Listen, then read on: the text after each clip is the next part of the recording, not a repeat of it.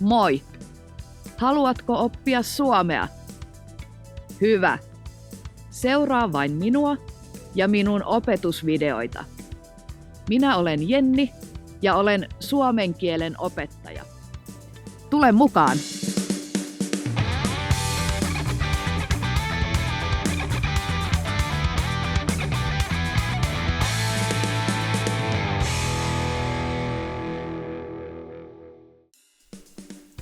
Tässä videossa opiskelemme oikein kirjoitusta. Opit, milloin tarvitset isoa ja pientä alkukirjainta, miten valitset oikean lopetusmerkin ja missä tilanteissa tarvitset pilkkua.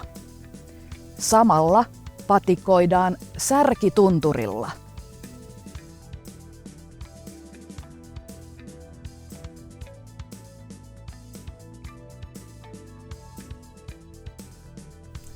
Aloitetaan isoista ja pienistä alkukirjaimista. Pääsääntö on, että uusi virke alkaa aina isolla alkukirjaimella. Joskus virkkeen sisällä voi myös olla sanoja, jotka kirjoitetaan isolla alkukirjaimella. Otetaan esimerkkivirke. Ystäväni Maija Mäkinen asuu Porvoossa ja on töissä kahvilassa, jonka nimi on Kardemumma.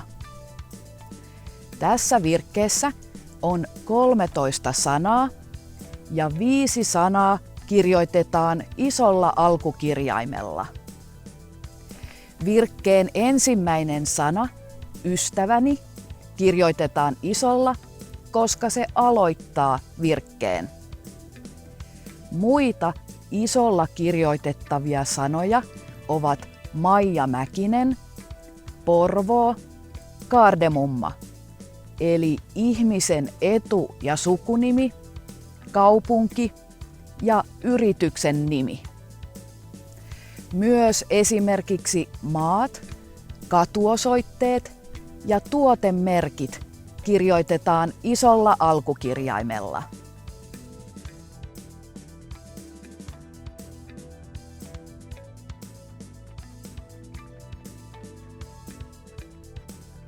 Pienellä alkukirjaimella taas kirjoitetaan esimerkiksi kielet, kansallisuudet, juhlapäivät, viikonpäivät ja kuukaudet.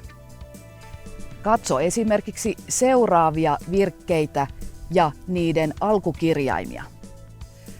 Kun asuin Italiassa, puhuin sujuvasti italiaa. Nyt puhun suomea, ruotsia ja englantia. Pidän kesäloman heinäkuussa. Nähdään maanantaina. Hyvää joulua ja uutta vuotta.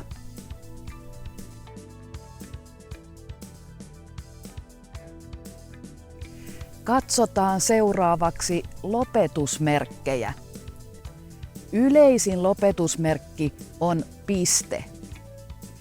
Kun kirjoitat tekstiä, esimerkiksi sähköpostia, on tärkeää jakaa teksti virkkeisiin. Kirjoita mieluummin lyhyitä virkkeitä ja käytä usein pistettä. Silloin tekstin lukijan on helpompi ymmärtää tekstiä. Jos kirjoitat pitkän tekstin, etkä käytä lopetusmerkkejä, sitä on vaikea lukea. Vertaa seuraavia tekstejä. Toisessa teksti on jaettu lyhyisiin virkkeisiin.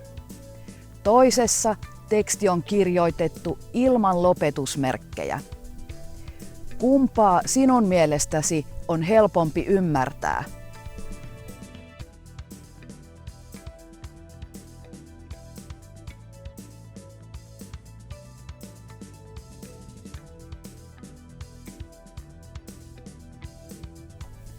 Pisteen lisäksi muita lopetusmerkkejä ovat kysymysmerkki ja huutomerkki. Kysymyslauseen loppuun tulee kysymysmerkki. Esimerkiksi, missä luokassa on ruotsin tunti? Milloin työ alkaa? Miksi et soittanut eilen? Huutomerkkiä käytetään pääasiassa tervehdyksissä, toivotuksissa ja varoituksissa. Esimerkiksi, hei, hyvää viikonloppua, varo, lattia on liukas.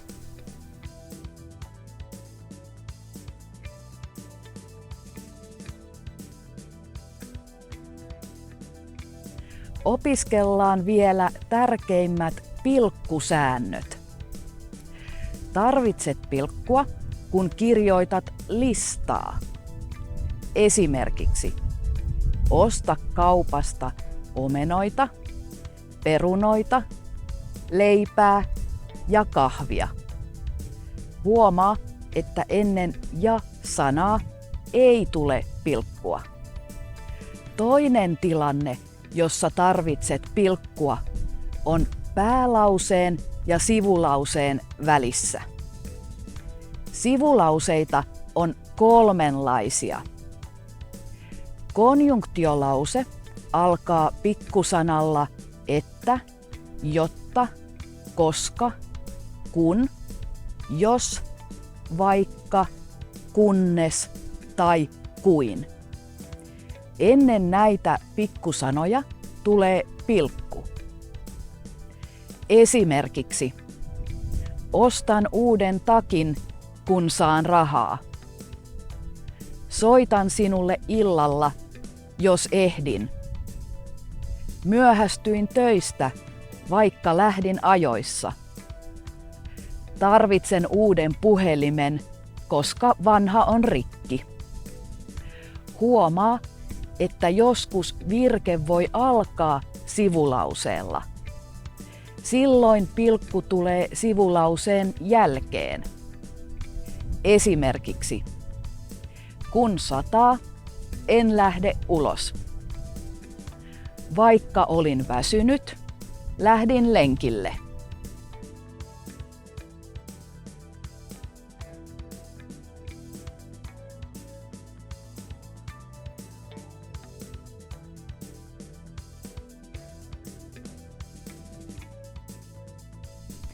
Sivulause voi alkaa myös sanoilla joka tai mikä tai jollain niiden muodoilla. Esimerkiksi, haluaisin työpaikan, joka on lähellä kotiani. Yövyin hotellissa, jossa oli hyvä aamupala. En saanut uutta työpaikkaa, mikä harmittaa minua tosi paljon. Kolmas sivulausetyyppi on kysyvä sivulause. Se alkaa kysymyssanalla tai verbin kysymysmuodolla. Esimerkiksi, en muista, milloin matematiikan koe on. Tiedätkö, missä Maija on töissä? Haluaisin kysyä, onko teillä vapaita kesätyöpaikkoja? Hienoa! Nyt sinä osaat monta oikeinkirjoitussääntöä. Nähdään!